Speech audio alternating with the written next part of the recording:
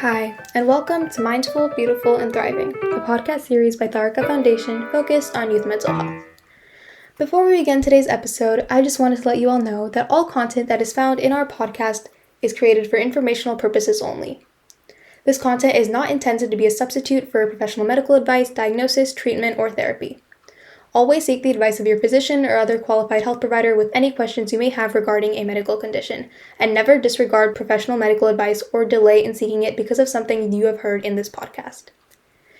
Thank you so much, and without further ado, let's get started. Hello, everyone. Welcome back to another episode of Mindful, Beautiful, and Thriving. It's your host Punam here with a very special guest, Malavika Abby. She is the founder of teenselfcompassion.org, and she's also a published author. I'm super excited to host her and inspire you all with her journey to self compassion. And another fun fact about her, she used to be a Tarika teen volunteer ambassador, and she herself recorded many podcasts for this nonprofit. And that's the reason it's exciting to have her as a guest, not as a host. Mal- Malvika, welcome. Before I ask you more questions, please introduce yourself and tell us what are you doing currently. Thank you so much for having me here today. So, I'm Malavika, and I'm currently a junior at Swarthmore College, which is near Philadelphia in Pennsylvania. I'm studying medical anthropology and psychology on the pre-med track, and I'm planning to graduate and start med school in the next 2 years. Fantastic. Thank you for sharing your journey a little bit.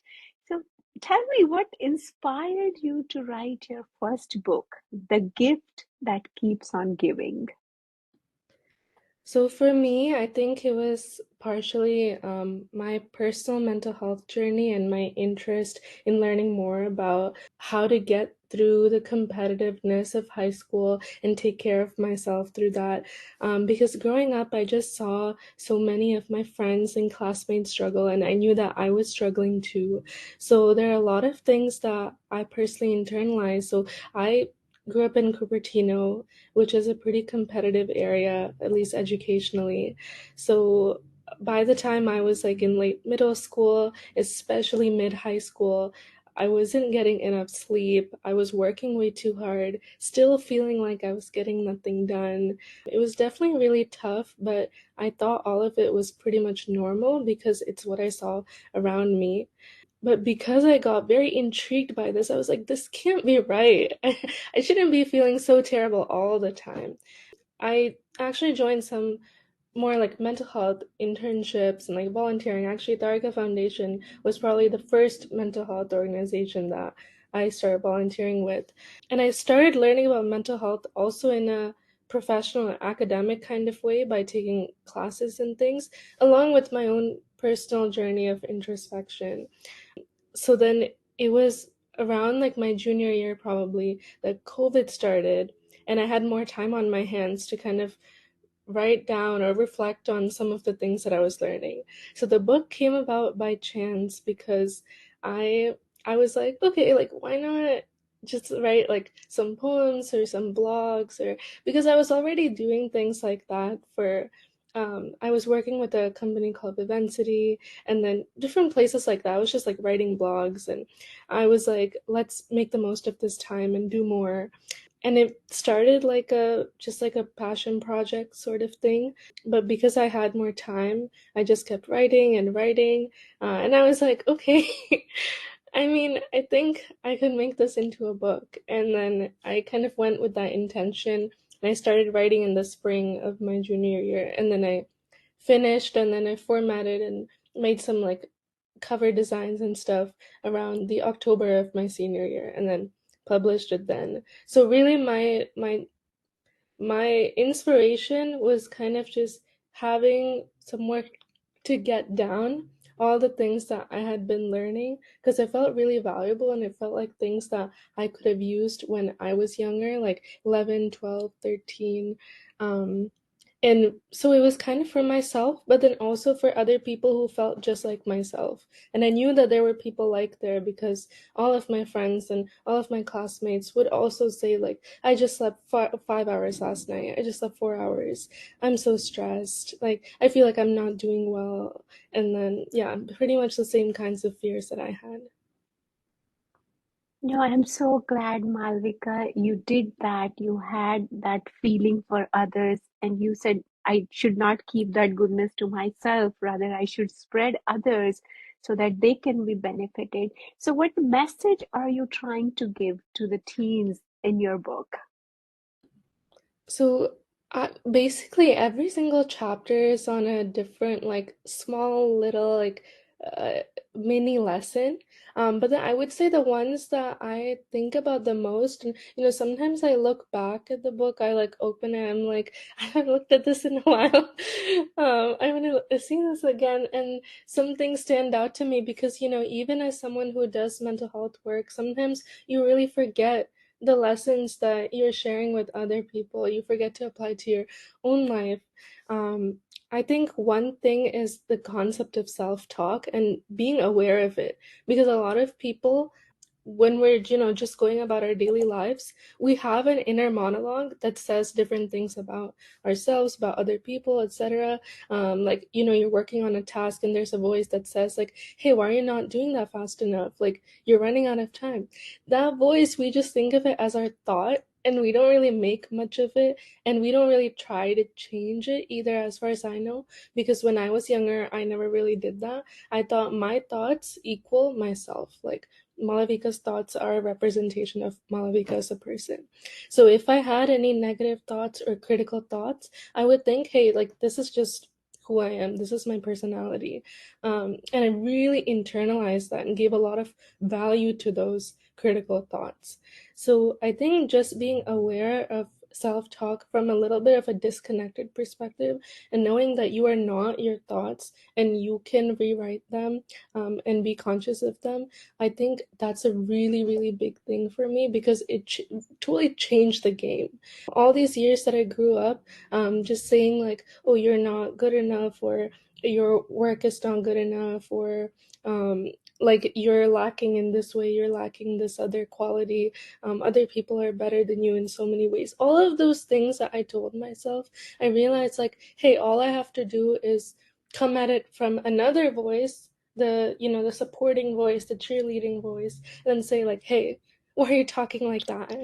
That's not okay. You can't bully yourself.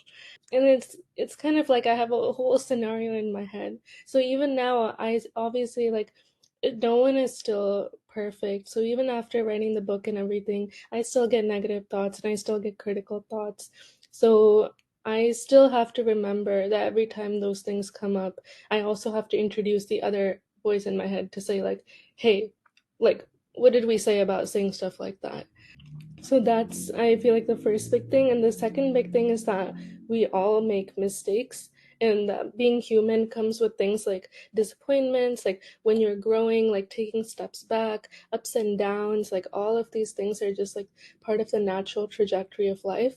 So I feel like I've learned more about, just letting things be. Like when I feel sad, I feel sad. When I feel like satisfied or content, I feel content.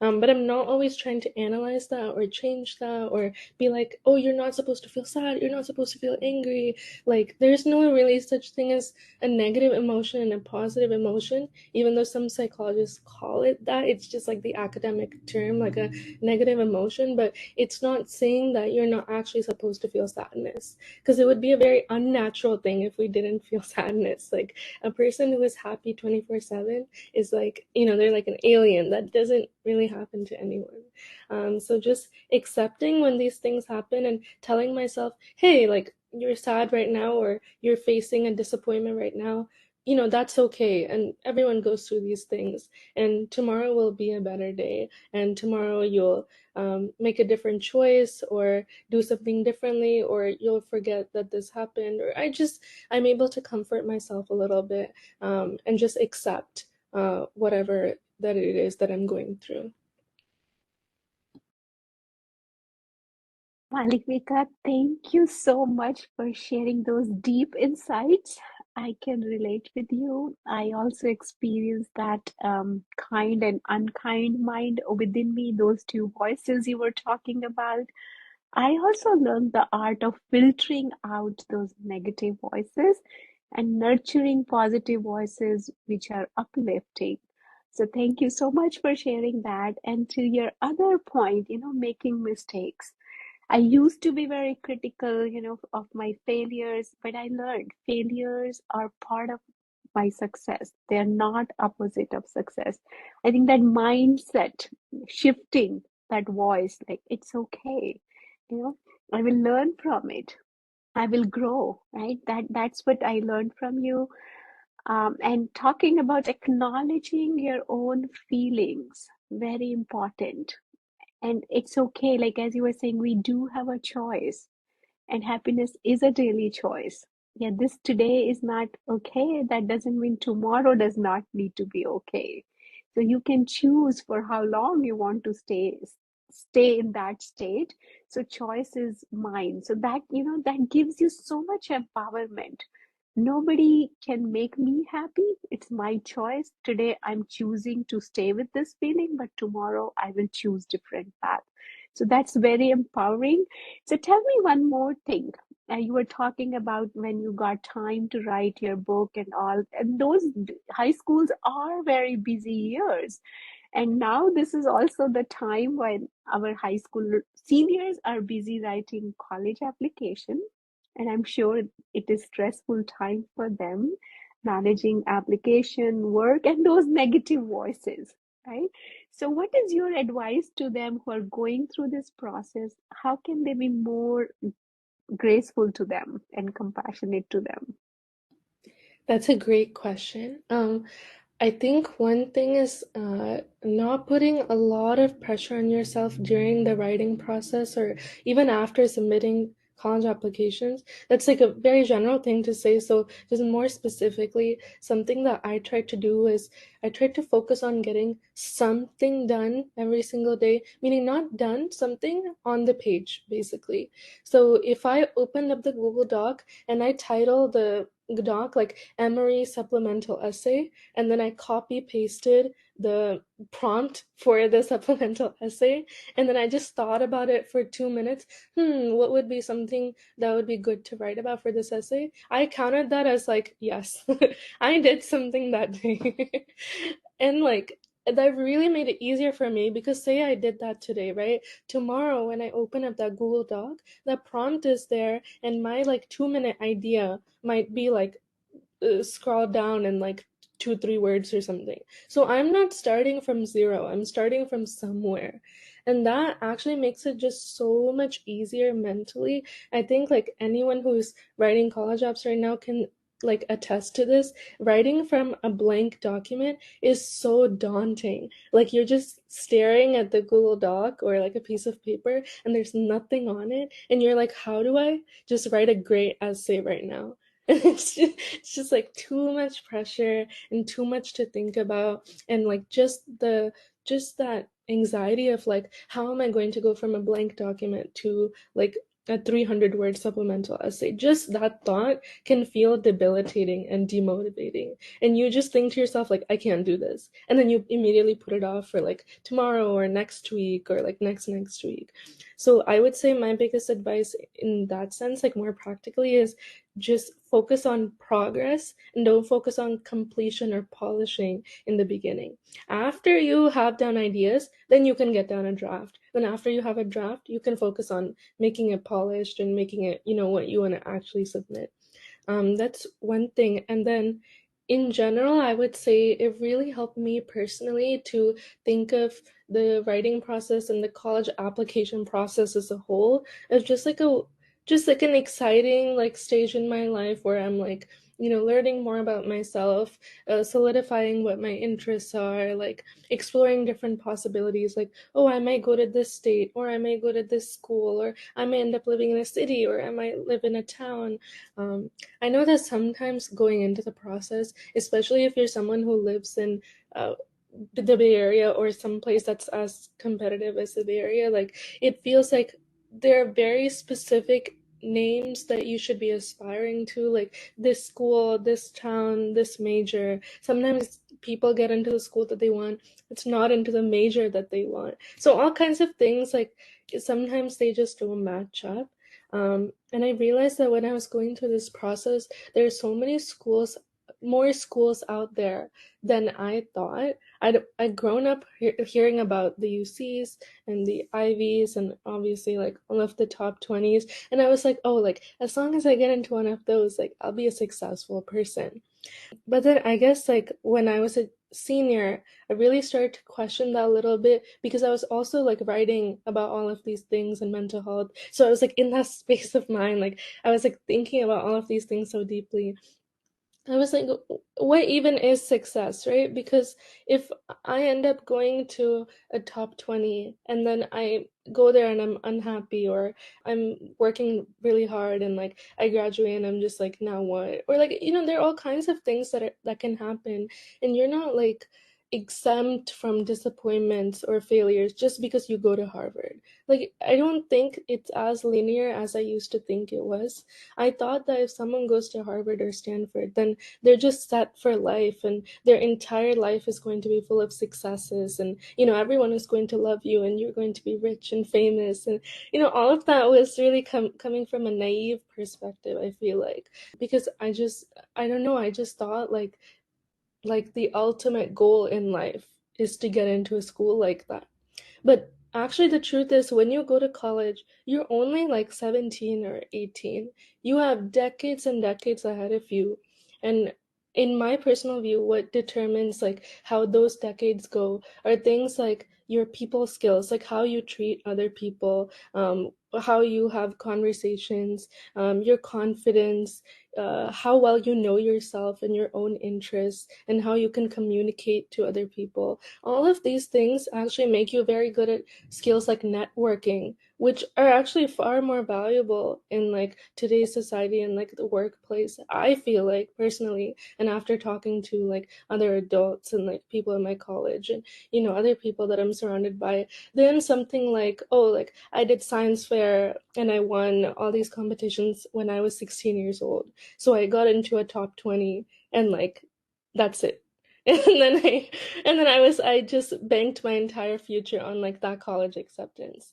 So I think what I'm trying to say is there's a lot more to life than what college you get into. And if you as a person are proactive and you know what you want and you have specific goals and you have the persistence to work towards that, I don't think that your college acceptance or like rejections or waitlist determines where your future goes. So I obviously, like when I'm in the middle of things, like it's not like I have such a open worldview. I tried to tell myself these things and it partially worked. But especially a few years after college applications, I feel like more free and like happy and content and satisfied in my own like college experience to tell you all of these things. And I think also for me, I ended up going to Swarthmore, and a lot of you guys might not know where that is or what that is, but the reason that it's not as well known is because it's a smaller liberal arts college near Philly. So liberal arts colleges are like, they're like basically around 2,000 people, but they basically have like more like attention from professors on students, more research opportunities, and things like that because they're smaller schools. So for me, a drawback was that after I decided that I really wanted to go here, and I actually applied early decision, my parents and my family friends had a very hard time agreeing with me or understanding why I would want to go to a quote unquote like not famous or like not well known school. They're like, why would you go somewhere that like we've never heard of? Like, why are you not trying to go to like UCSB or Berkeley? And I was like, because those are not my interests. So I feel like once you kind of detach a little bit from the like from the concept of prestige and like if I get into this school that's on the US news ranking, then I'm going to be successful, then you can discover a lot about yourself and what you actually want from a college, which is kind of what I was able to do. And I really, really like my experience at Swarthmore. So I feel good about saying that. But yeah, some of these things, because also once you do what I just mentioned, like suddenly it doesn't feel like writing essays or working on college apps is so scary, right? Because wherever you go, like you will be able to figure it out. And community college is one of those options too. It's like so stigmatized, and people think like it's some sort of insult, like going to community college, like think of it as a possibility. But actually, that's also one of the paths that a lot of people take to succeed in the way that they define success. Malvika, I will just say very briefly, I do have a son who headed out to college this year, and my advice to him was, you know, focus on things which are under your control and do not worry for things which are beyond your control, right? Only efforts are in your control, not the results. And everybody has a place, and you will find your place. You will go where you belong. So that definitely, I think, helped him. So, but you have given very practical advices. Thank you so much for that response. And when you were sharing your story, did anything came, that pressure we were talking about, did anything come from your parents, or were you the one putting everything on yourself? And if you have any message for the parents who are listening to this podcast, what that message would be? I would say during my experience, a lot of the application stuff was driven by me, because I became a little bit more independent towards the second half of high school. So I was like, I want to apply to this school, I want to do this. And my parents were on board with my track, like being pre-med. So they didn't try to influence my major too much because you can be pre-med with any major. But the thing was, after I started hearing back from colleges, my parents started to feel more concerned because they were like, um, because I guess like then it felt more real to them. And the fact that I had applied to a lot of out of state schools, suddenly they were like, oh, hold on a second. Like, wait, we don't want you to go out of state. And then that was really surprising to me because I'd put a lot of time into the applications. And, I did apply to all the UCs and I applied to USC and California schools. But for me personally, like, I was kind of looking at this with the, like, these are my wings going out to fly, and like I'm going to go anywhere that like is like a like seems like a good fit for me, that accepts me. And like I felt very excited and open about that. But my parents, had their own expectations. Anyway, the school that I ended up going to was my choice, so I was lucky about that. But it took a lot of family discussions and a lot of like arguments and really talking about this at length for weeks and weeks to figure that out. So I would say, like, to parents, just trust your kids. I would say it's really hard because at that age, like you're only like 17 or 18. So college is just such a big decision. And I can understand why parents would be hesitant about, just letting their kid go wherever they want to go. And going out of state can be a very scary thing. But I think one thing to remember is that the whole process of like being a family and like having parents and kids together is so that kids can be raised into their own individuals that can thrive in like other environments, even when their parents are, somewhere else, like living somewhere else or doing something somewhere else.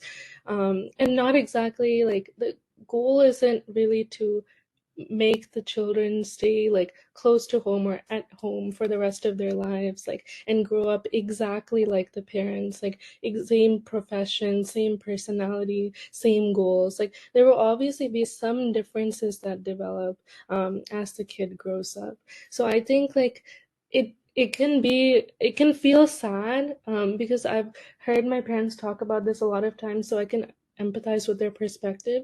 But like I think it can also be a very happy and exciting thing to see your kids like develop their own interests and like be okay living a little bit away from home because they're still carrying their parents' lessons with them. They're still thinking about their parents and calling their parents. So just because they're, going to college in a different place or having different goals than their parents expected them to have, like it doesn't mean that they don't love them just as much. It's just that they're their own individuals. And I think it would be nice for us to accept and embrace that a little bit more. Uh, Thanks for sharing your insights. I can ask more questions related to that topic, but we are running short of time. So I wanted to ask you, in addition to writing a book, you also launched your website. So what led to you to launch a website, and what can we find on that website? Yeah, so I think like I have a very straightforward answer to that one. I felt like a lot of people sometimes don't have time to read books, or there are barriers to actually buying the book. So I thought, how can I get across like all of the things that I talked about in this book to like just anyone? For anyone to read, and so I was like, website. Simple answer. So it's also nice to make a website because you can edit it anytime you want. You can add on more information. You can improve the things that you've learned on.